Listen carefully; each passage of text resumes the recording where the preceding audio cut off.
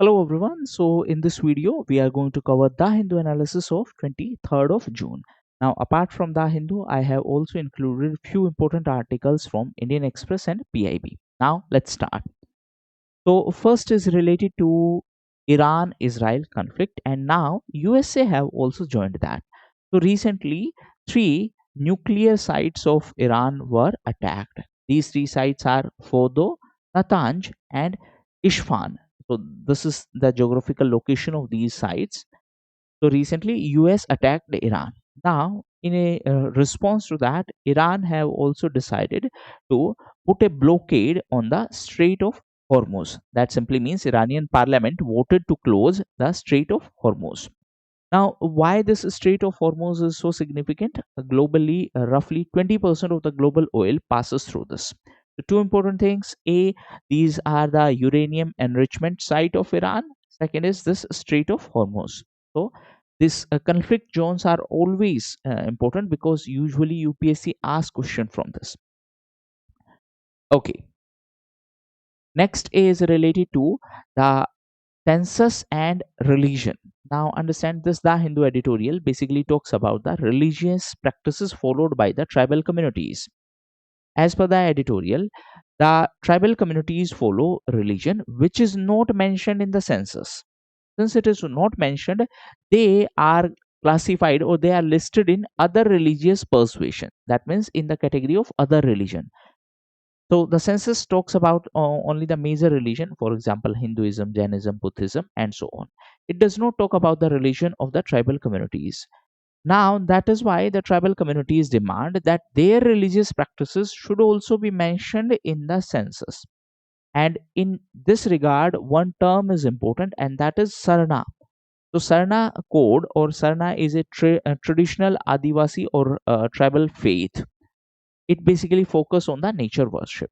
So three important things about census: A, this time the census will be conducted digitally. B, this time the census data will collect caste related information.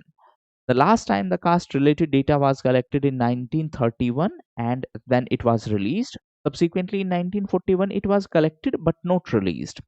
After independence, SC/ST data was collected but other caste related data was not collected.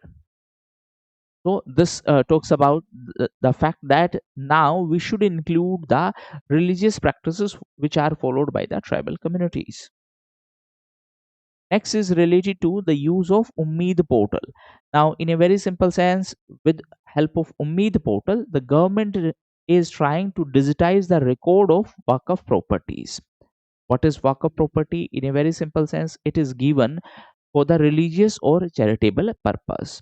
For the betterment, the government had recently introduced a bill named as Ummeed Bill.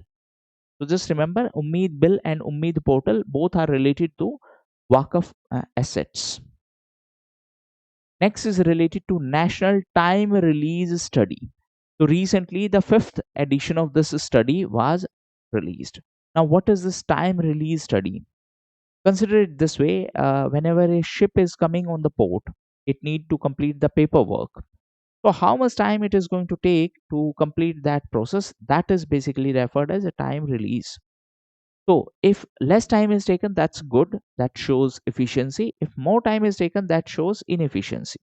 Now, as per this fifth edition of National Time Release Study, the efficiency has improved.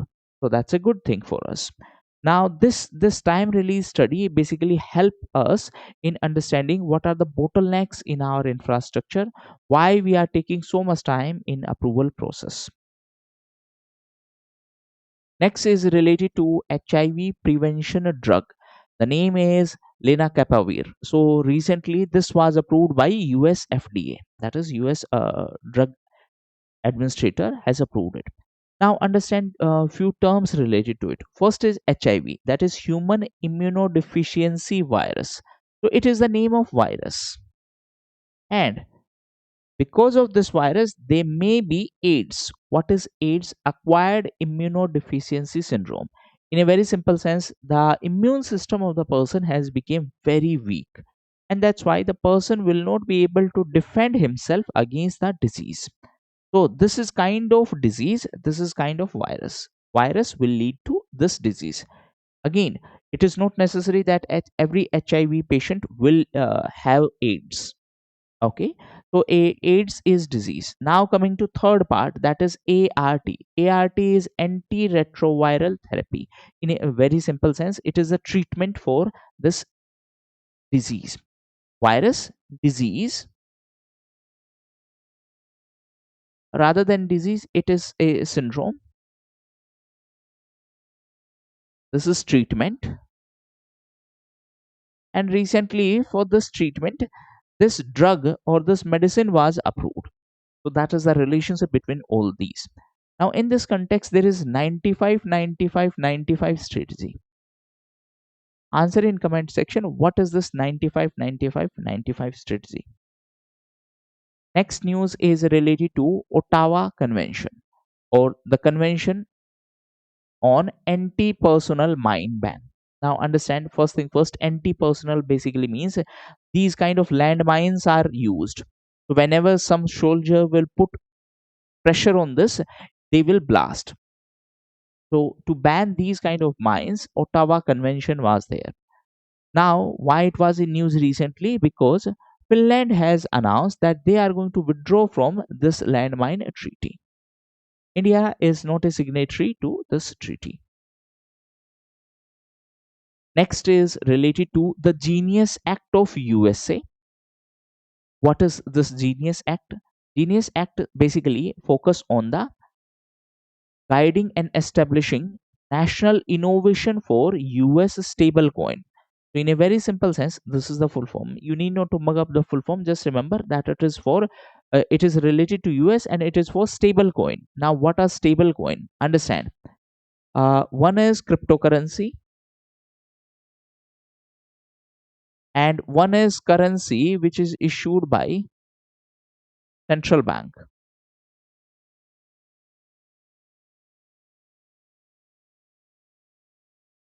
Okay.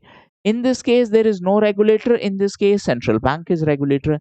The somewhat middle ground for this is stable coin.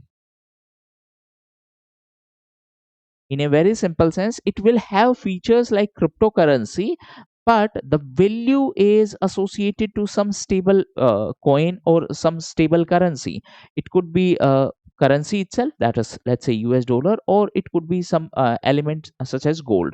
So that is the objective of the Genius Act, to promote the stable coins. Now in this context, understand one more thing. Recently, one hacker group from Israel have basically took money from the Iran's largest crypto exchange. What is the name of this crypto exchange? That is Nobitex. So recently they wiped out roughly $90 million from the Iran's largest crypto exchange, Nobitex. So these were the important current affairs. Thank you.